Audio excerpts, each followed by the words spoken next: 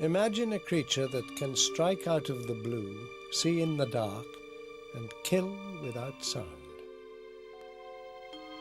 The ghostly owl, sometimes heard yet rarely seen, wise, magical, the companion of witches and wizards.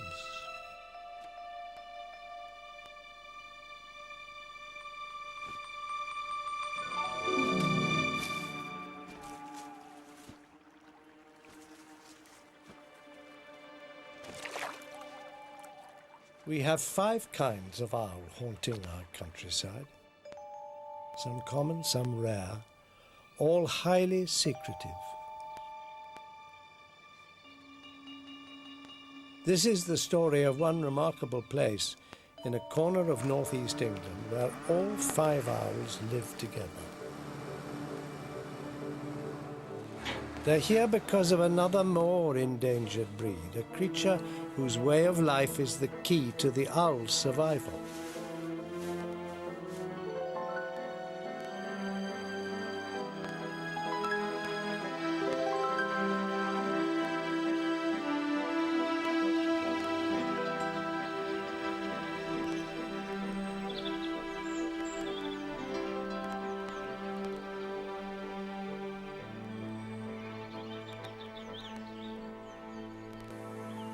Five Owl Farm lies in a land steeped in history. The owls living here must have witnessed many of the events that shaped our kingdom. Adapting to the changes, they have each exploited the different habitats created by human activity over time. First farmers carved fields from forests as they cleared the land and created their farmsteads.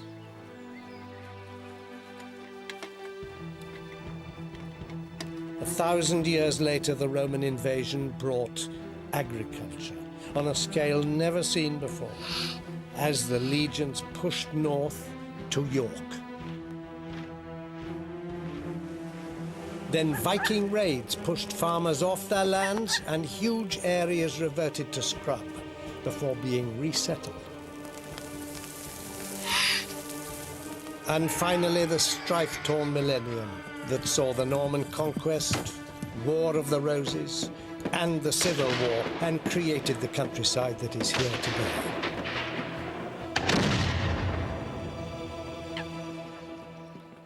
Throughout all this time, owls thrived here. But then there were only 4 kinds. The 5th had a helping hand to arrive.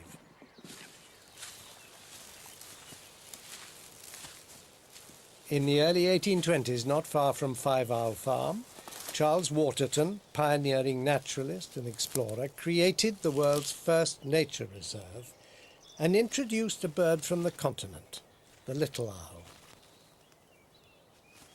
Other releases, both here and across the country, successfully added a new character to the story. And now we are 5. The little owl's spread was dramatic, perhaps because it already had an ally in Britain, the mole. This master mini-excavator creates a network of tunnels to catch its staple diet of earthworms.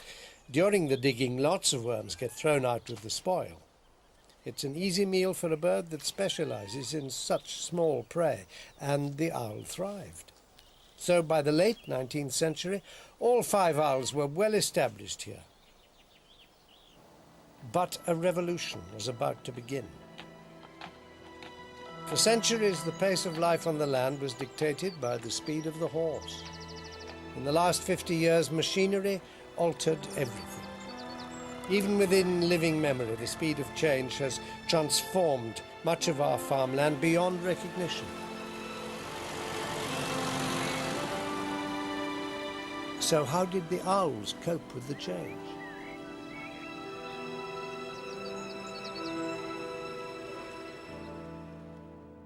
The Vale of York is an industrial region known for its coalfields and heavy industry. Yet between still lies a rich patchwork of meadow and arable land, as anybody travelling the main East Coast rail line can see. When the house at Five Owl Farm was built in late Georgian times, 200 acres was considered a good-sized farm. Today, it's small. Andrew Ritchie is the third generation to farm here, and it's still a traditional mixed farm with animals and crops, just as it was in his grandfather's time. Milking early morning and every evening still rules the daily rhythm of the farm.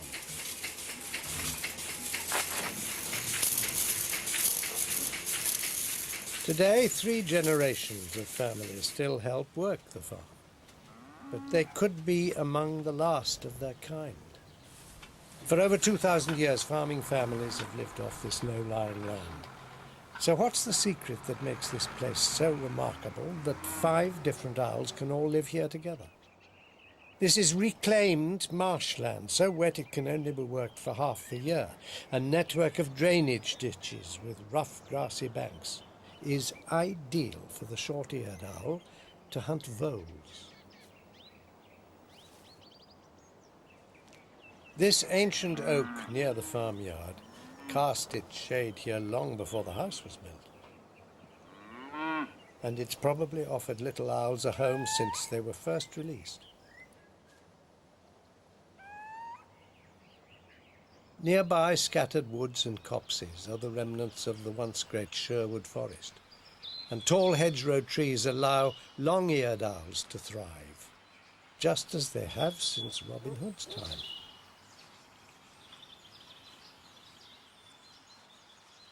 Deep in the woods, large holes provide safe nesting sites for the tawny owl, the most widespread and adaptable of all our owls.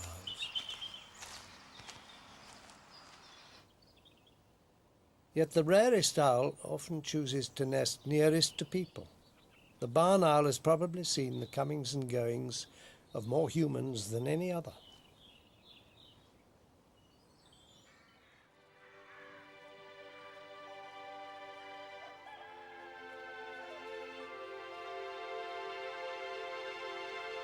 Here, over hundreds of years, the lives of owls have become entwined as much with the daily activity of the farm as the passing of the seasons. Having survived all these years, they now face their greatest challenge. How much longer can they survive here?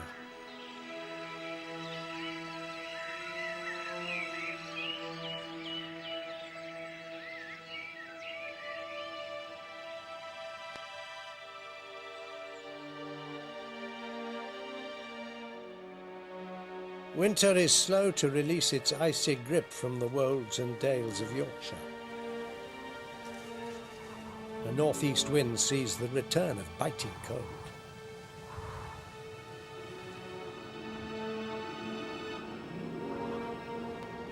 February can be the toughest time of all.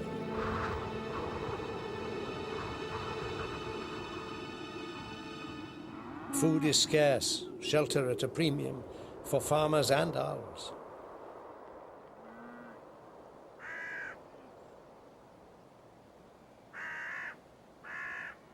A tree covered in evergreen ivy is the tawny's favourite retreat.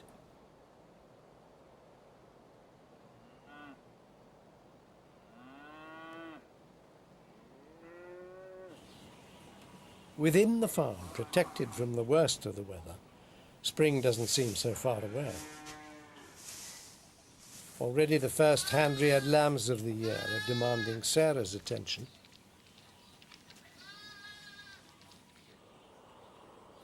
The benefit of the barn owl's long alliance with farmers pays dividends in deep winter when rodents are attracted into buildings to find food.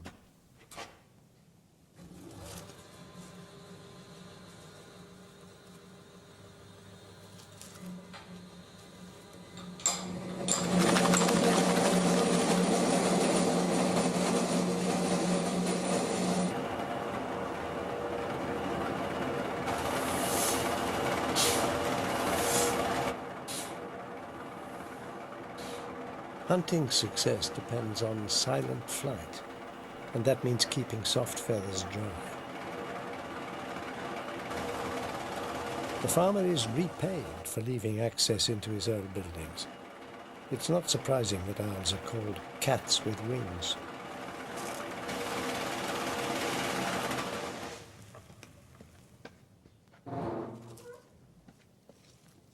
Eyes that can pierce near darkness and hearing of uncanny power make the owl a formidable predator.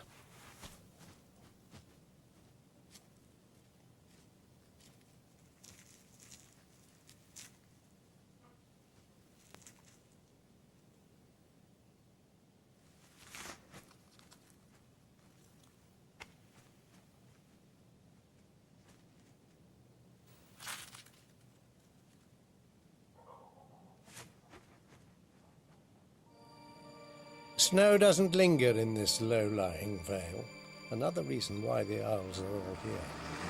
A new life is again stirring on the farm.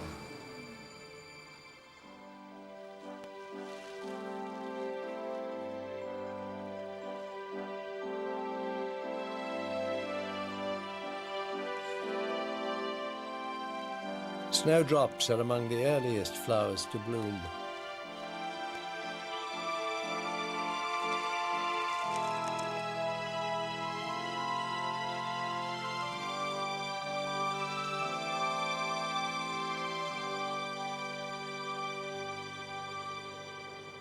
It's still cold outside with a bitter wind, yet longer days have woken a primeval force. In the old oak tree, the little owls have restaked their claim to their nest site.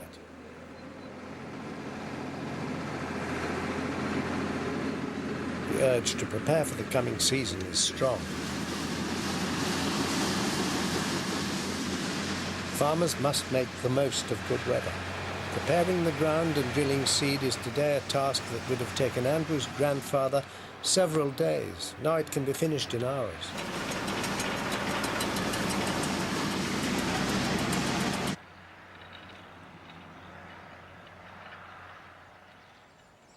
Yet despite the efficiency, it still leaves some spilt grain for wood mice to scavenge. More food for owls.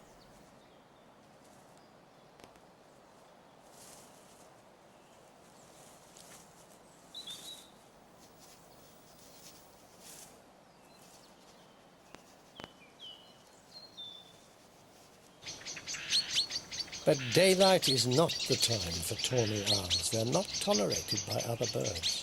So for now, the best tactic is to lie low from the mob.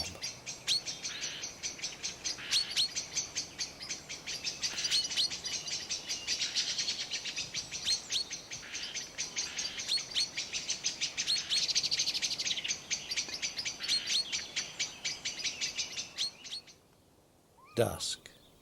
Now the tables are turned and the tawny can hunt unhindered.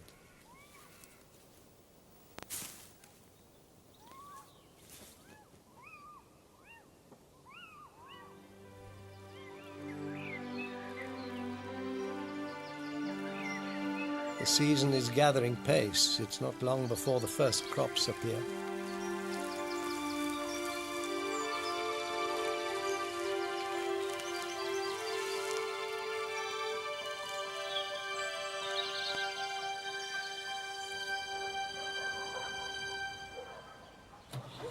So what makes this farm so special that 5 owls can all thrive here?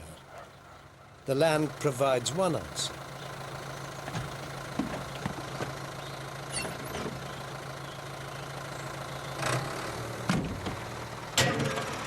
During the past 5 months, the surrounding fields have been left untouched, too wet for cattle to graze, yet creating the rough, tussocky grassland that's ideal winter hunting ground for all 5 owls.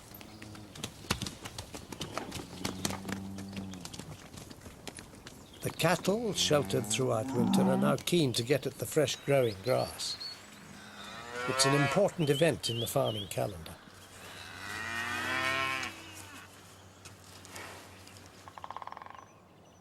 Rare fritillary flowers only grow in ancient, undisturbed meadows like these. But there's a bigger surprise in the woods today. It's March and the tawny owl already has a family. They're barely a week old and always the first owlets to hatch on the farm.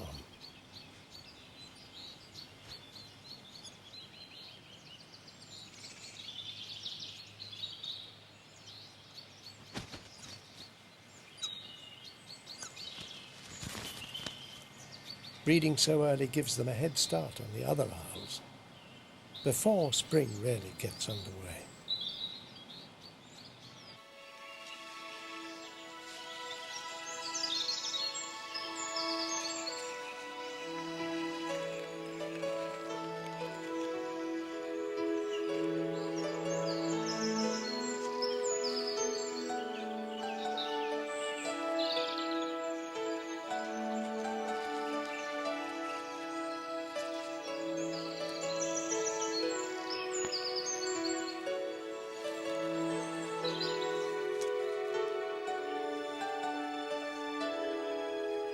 The short-eared owl has another tactic to avoid competition.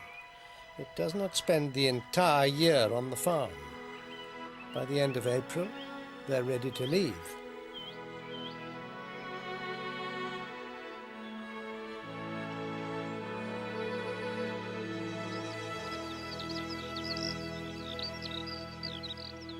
Heading for the uplands of Wuthering Heights, they become moorland birds for the short summer months.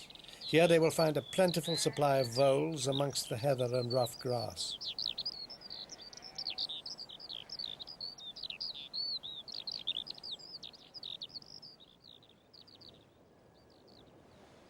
Back on the farm, the nearby churchyard is now haunted by the barn owl.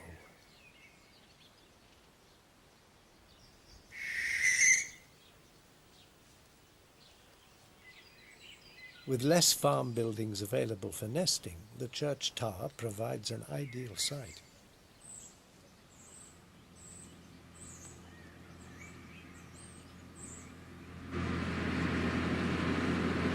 It's a busy time for the farmer as well as ours, and a downturn in the weather could spell disaster for both.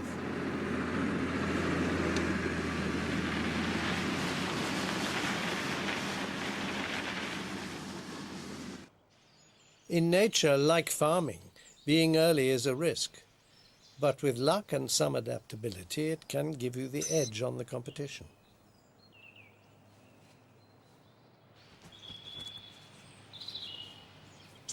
These tawny owlets are now just 3 weeks old, and their appetites are growing day by day. The tawny is our most common and successful owl, partly because they'll eat almost anything from beetles to small birds. Their young are already showing signs of increasing independence.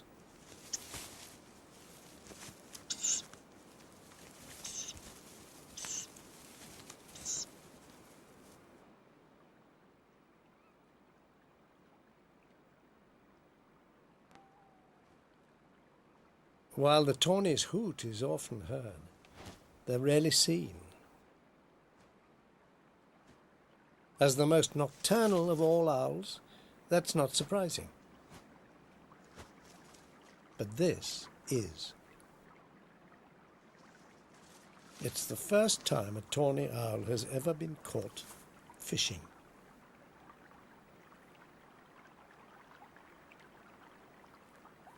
Many freshwater fish are active after dark. This may be a meal the adaptable tawny often exploits.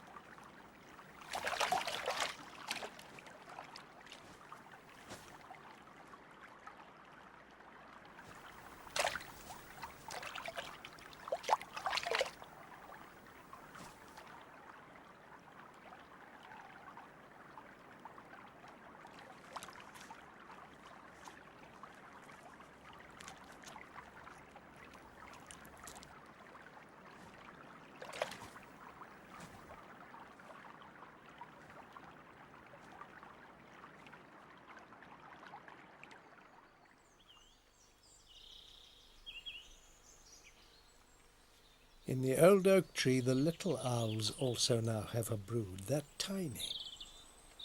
Just a few days old, not much bigger than your thumb. At this age, they're very susceptible to cold, and their mother must keep close until the weather warms.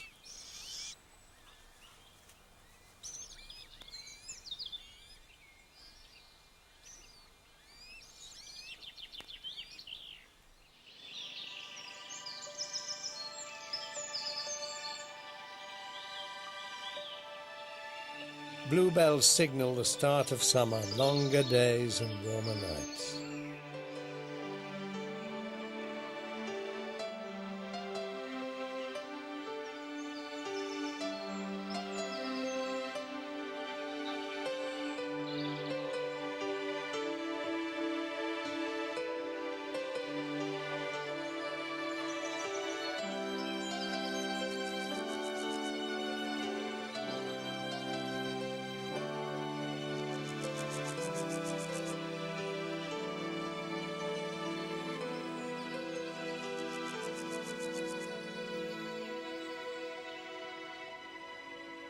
The twilight zone, a time when the supernatural powers of owls are at their best.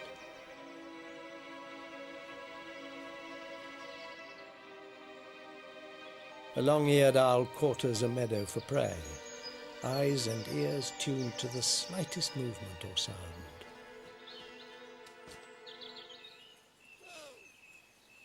His mate has commandeered an old crow's nest, high in a thorn tree. Here, exposed to the weather, she must sit tight to protect her young and just wait for her partner to return with food.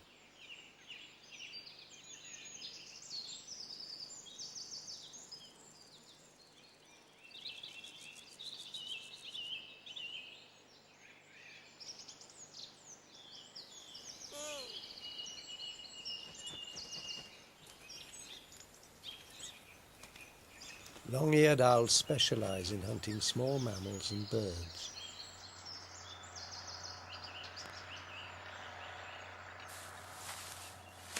They're no threat to the farmer's living, in fact, more a friend, unlike some other birds. But their habit of nesting in old crows' nests can put them in mortal danger from the farmer's gun.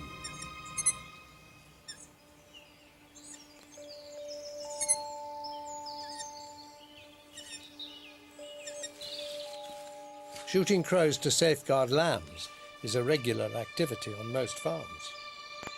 Crows are wary birds, so one of the most effective ways of controlling their numbers is to destroy their nest.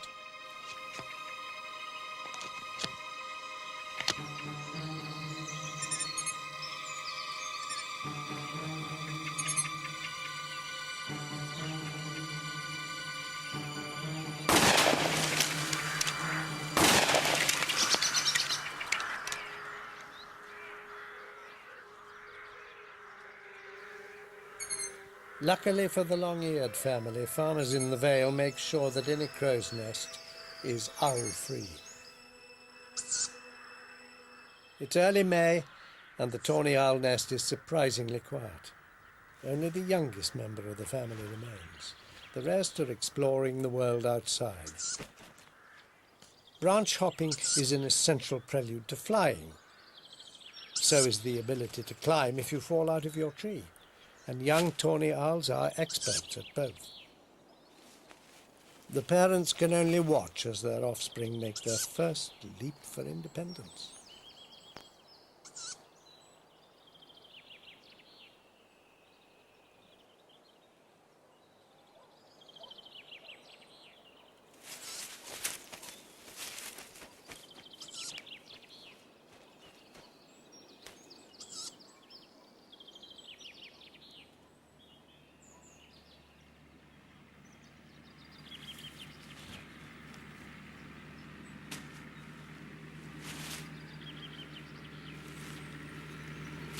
The ground is not a safe place for a young tawny owl.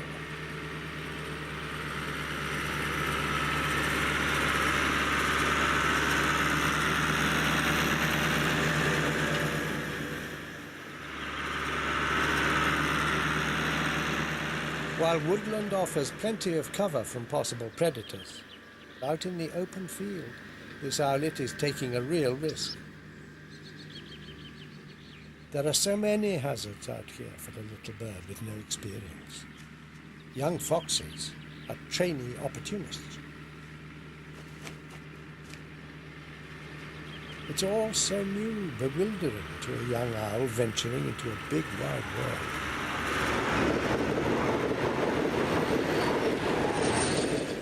The first grass cut of the year creates a killing field. A kestrel is quickly on the scene. Now exposed, voles and mice are the focus of all the attention.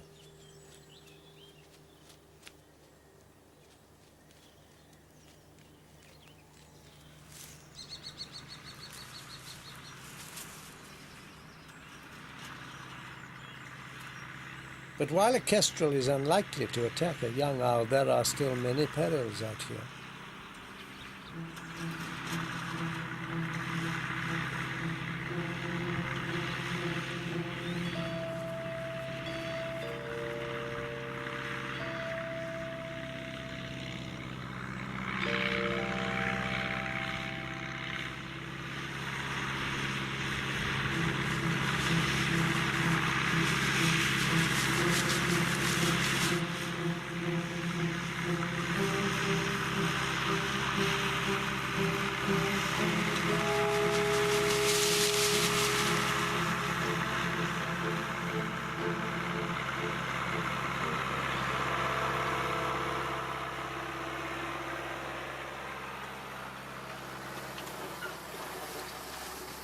The owlet is safe for the moment.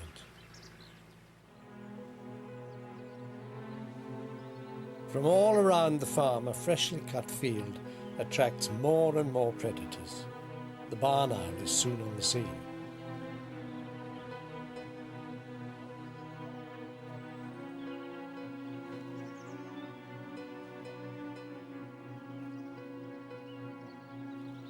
For a vole caught in the open, the best tactic is to keep still.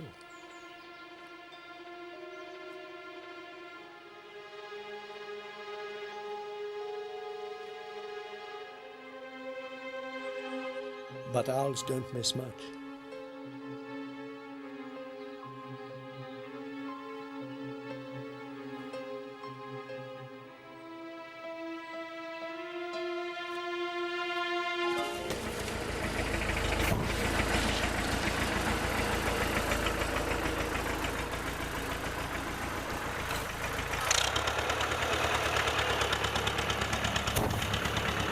Even on a traditional farm using modern machinery, vast quantities of grass can be cut and baled for animal feed at a spellbinding rate. Nothing, it seems, can stop its progress.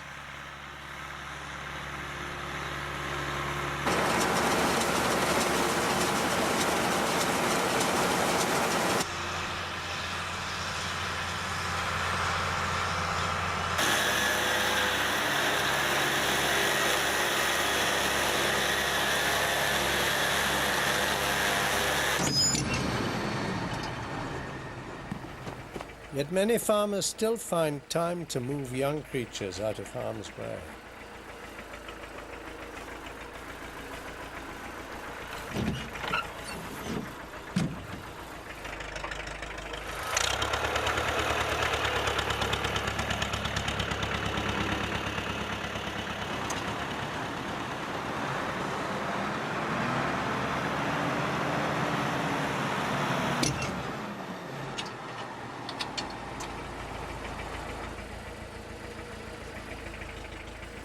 This time the owlet was lucky, but the sad fact is that they'll be fortunate if more than one of the tawny brood survive this year.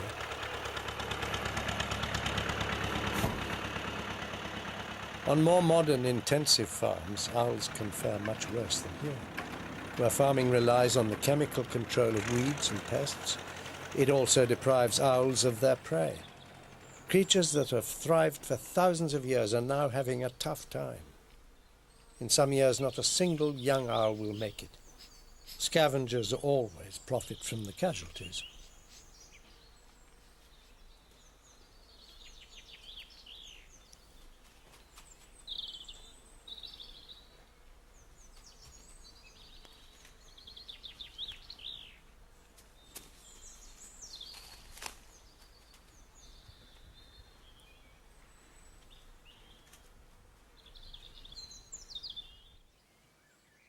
The church tower is ominously quiet, but barn owls, like most birds, tend to keep a low profile when breeding, especially when they have young in the nest. They are the last owls to hatch on the farm.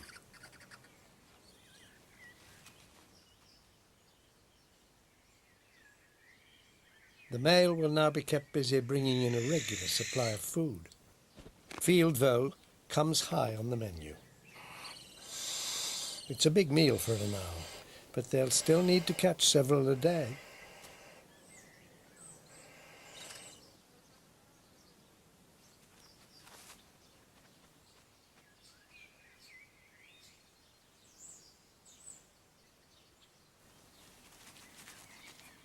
A second chick has just emerged. All owls hatch as they were laid, one every 48 hours. So there can be several days' difference between the ages of the young in the same brood.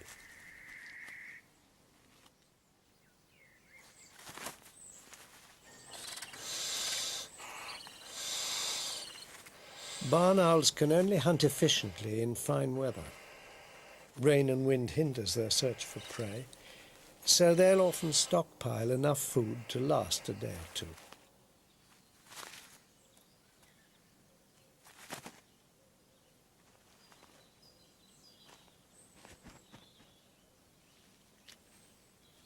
For the first few weeks, their mother will feed them on the smallest bits, throughout the day and night. At this tender age, they're still vulnerable to cold. It'll be a few weeks before they develop a sufficient layer of downy feathers and can be left on their own.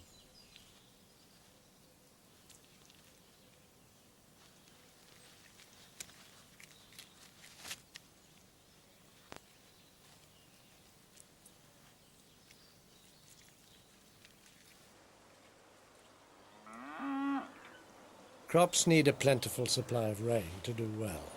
This year it isn't in short supply. For the long-eared owls nesting in exposed sites, the young must mature fast. They need to. The weather here can be ferocious, straight off the North Sea.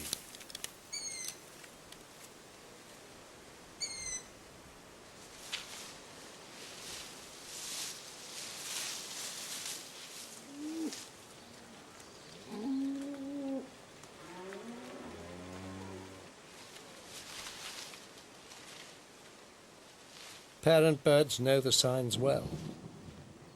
A rainstorm is on the way.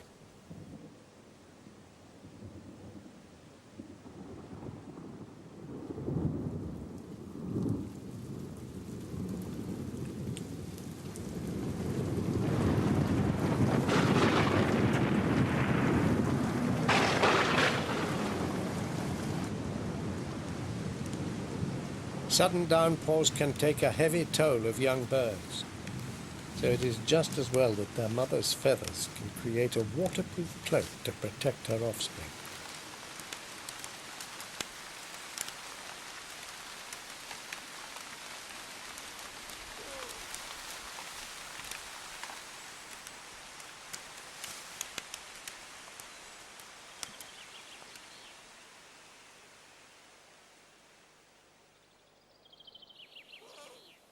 The sun soon dries rain-soaked feathers.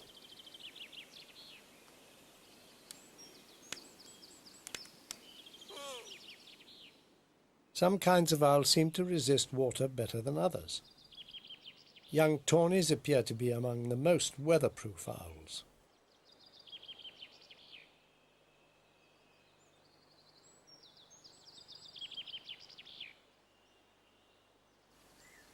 While barn owls are the least.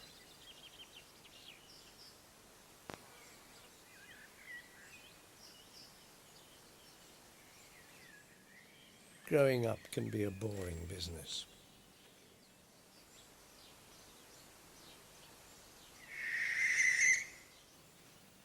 Barn owls take a long time to mature. Their young spend up to 10 weeks in the nest, twice as long as the tawny owl chicks. It's good to have a varied diet. This time it's a shrew. Barn owls are the only ones that eat shrews, reducing competition with the other owls.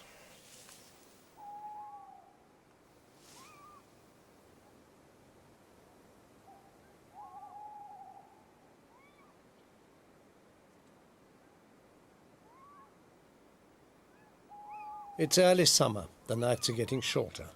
The little owl family is growing, getting hungrier by the day.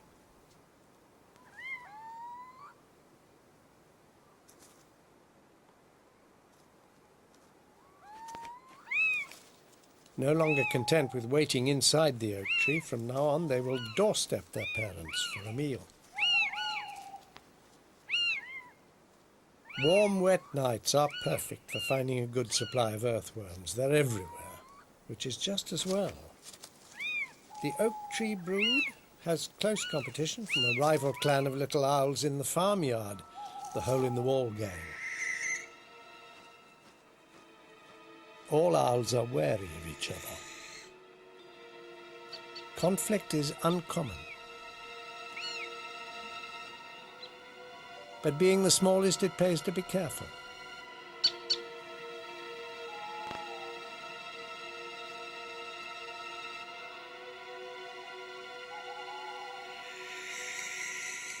Where there is plenty of prey, little owls can nest surprisingly close to each other.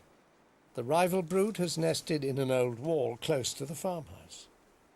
Lighting around the farmyard attracts many moths and other insects, all good fodder for the little owl.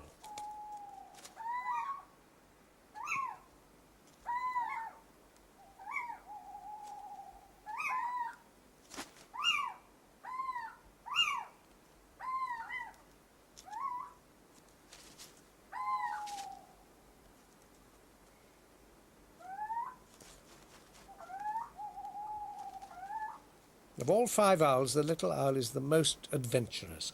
Over the last century and a half, they've colonized nearly all the English lowlands and still seem to be doing well.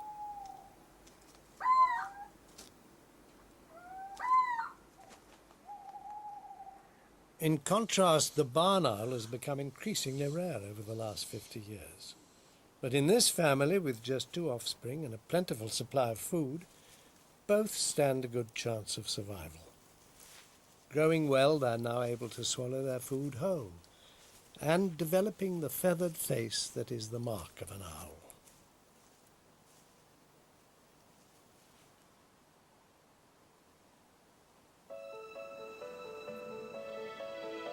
Mid sees the start of more settled weather, good for owls and crops alike.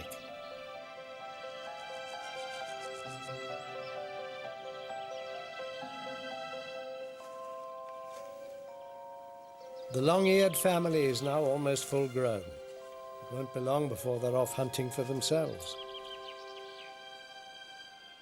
In time, they too will find a mate and raise their own broods on the farm, just as generations of owls have done before them.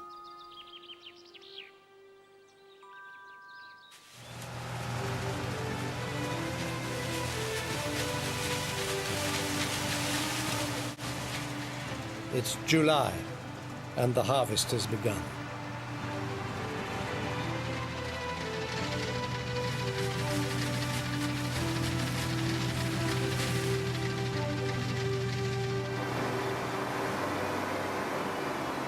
And once a good part of the work is done, it's showtime.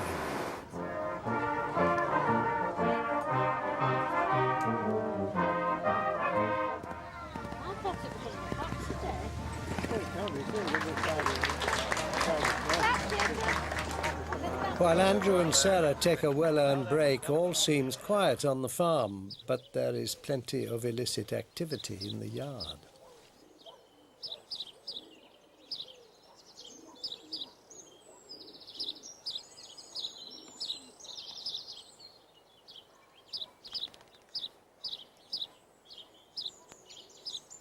Rats are quick to exploit spilt grain.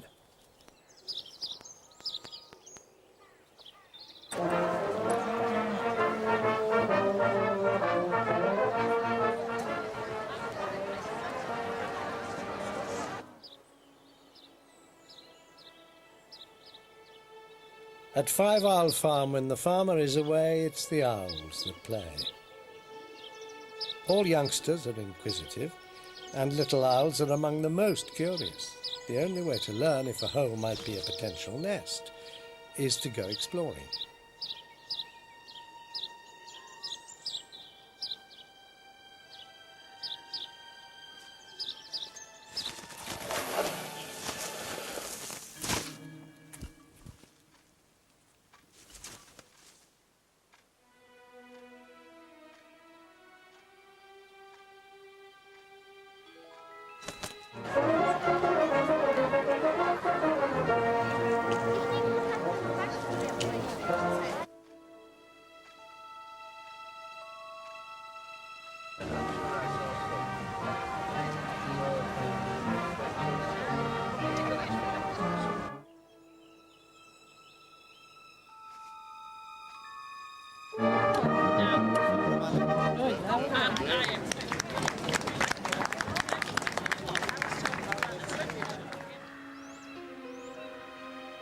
It's the end of another long day.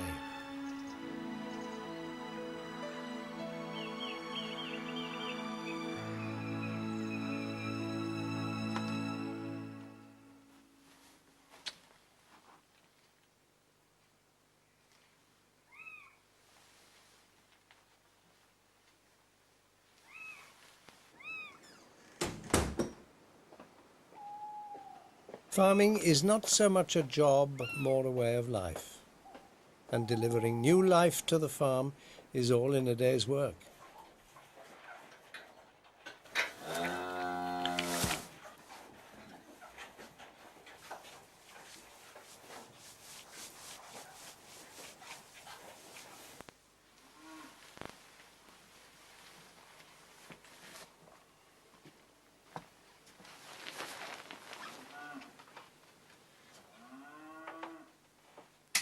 Hello, Mr. Owl.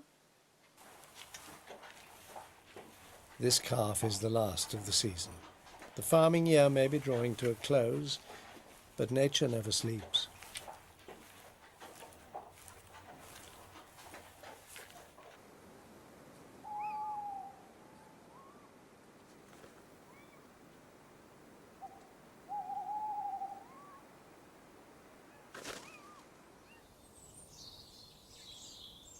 As summer ends, the barn owls in the belfry are now all but full grown, and it won't be long before they leave the safety of their lofty home. It's been another good year for the owls of Five Owl Farm. All have successfully reared their broods.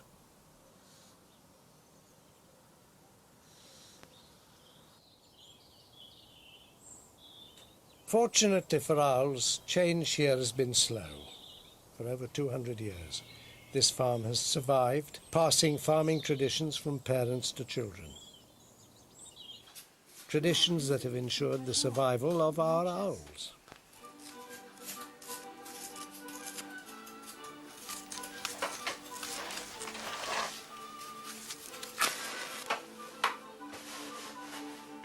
Autumn is a time of plenty. The fruits of summer now ready for picking. And all that young owls have to do is learn some of the tricks of the trade.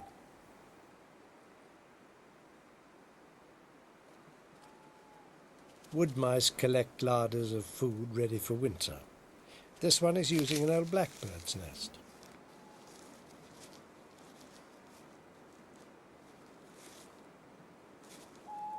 But owls see and hear everything.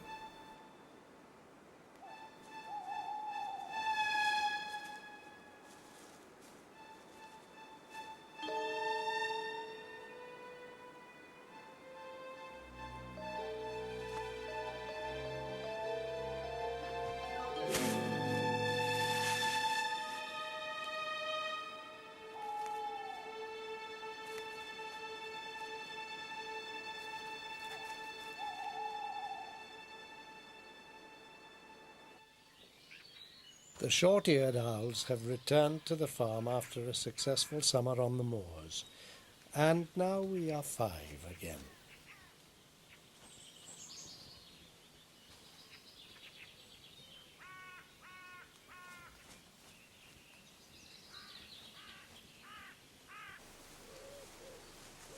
Rearing half a dozen youngsters in one season, it's not hard to see how the little owls managed to colonize most of England.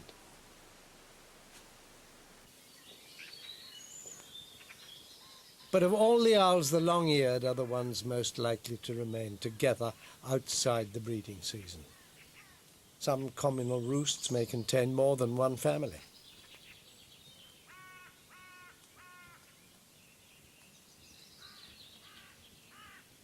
Breeding at different times using different nest sites, feeding on a wide variety of prey to reduce competition, these 5 owls have found a way to succeed in this special place. Now another chapter in the story of our owls is being written. A new invader from the land of the Vikings has recently arrived in Britain. The eagle owl has landed. 10 times the size of our largest owl, this is the most spectacular owl to reach our shores.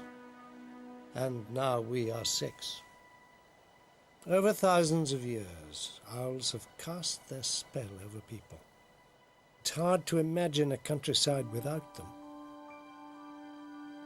Yet their greatest challenge is still to come in this fast-changing world.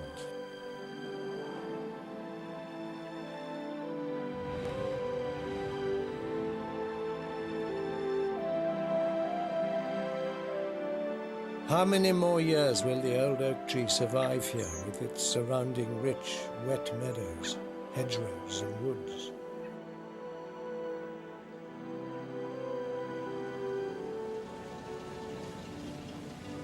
The railway that passes through this farm may soon be upgraded to a much wider, faster, busier main line.